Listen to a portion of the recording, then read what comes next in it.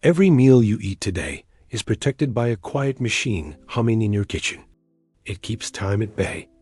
It slows decay. It gives you days, sometimes weeks, before food turns against you. But for most of human history, that machine did not exist. And without it, food was always on the edge of becoming poison. Survival depended not on recipes, but on memory, discipline, and a deep understanding of nature's limits.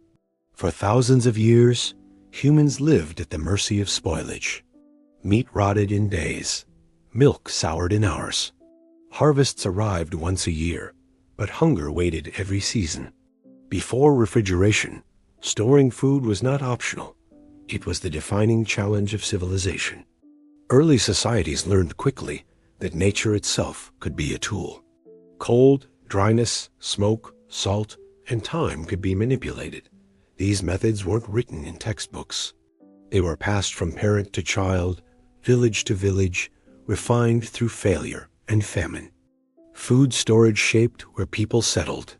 It influenced architecture, trade routes, and even social hierarchy. Those who could preserve food controlled stability. Those who could not lived meal to meal. The earliest method was also the simplest: drying. Long before cities, hunter-gatherers laid meat in the sun or wind. Removing moisture slowed bacterial growth. Dried meat became lighter, portable, and long-lasting, an early form of survival technology that allowed humans to migrate across continents. As societies settled, smoking emerged. Meat and fish were hung above slow fires, absorbing compounds that discouraged decay while adding flavor. Smokehouses became essential structures in villages across Europe, Asia, and the Americas. Preservation and taste evolved together. Salt changed everything. Once mined or traded, it became more valuable than gold in some regions. Salting meat drew out moisture and killed microbes. Entire economies formed around salted fish and cured pork. Empires taxed salt. Armies marched on it. Without salt preservation, long-distance trade and naval exploration would have been impossible. Cold, too, was harnessed long before electricity. Ancient Persians built ice houses, storing winter ice under thick insulation for use in summer. In China and Rome, ice was cut from frozen lakes and stored in underground pits lined with straw. These were luxury systems reserved for elites, but they proved an idea that would one day change the world. Cold could pause time.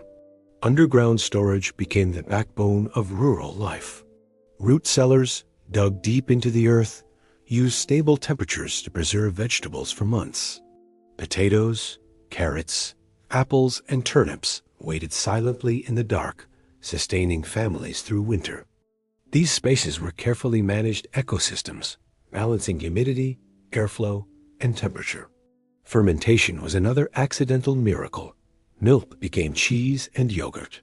Vegetables became pickles and kimchi. Grain became beer. Fermentation didn't just preserve food, it made it safer, more nutritious, and sometimes intoxicating. Entire cultures formed around fermented staples, transforming preservation into identity. Fat sealing offered yet another solution. Cooked meats were submerged in rendered fat, creating an airtight barrier. This method, known later as confit, could keep food edible for months. It was labor-intensive but reliable, especially in colder climates. Timing was everything. Without refrigeration, shopping was daily. Slaughtering was seasonal. Animals were killed in autumn, preserved for winter. Fresh meat was rare. Fresh fruit out of season was unthinkable. Diets were repetitive, regional, and deeply tied to preservation limits. Urbanization made the problem harder. Growing cities needed constant food flow.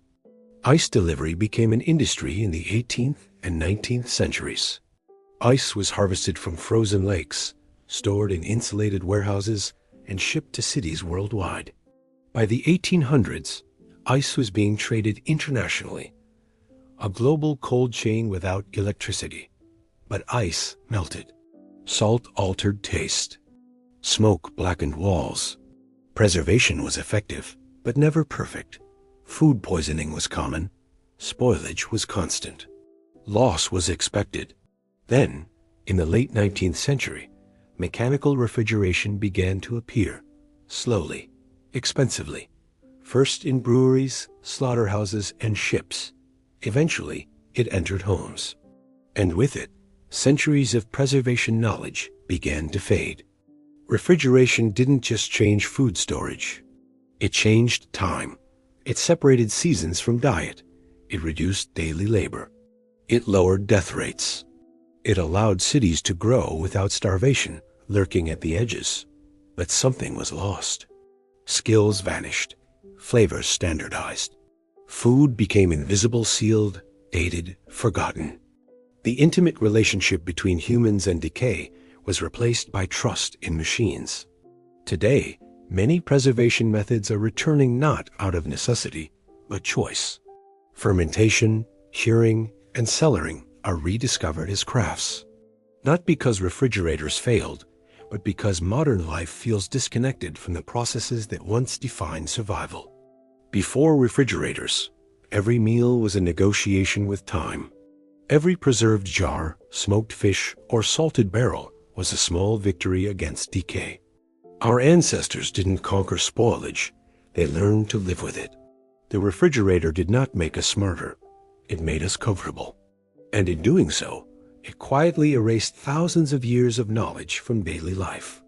So the next time you open that door and feel the cold spill out, remember this. It is not just cold air you're holding back. It is history.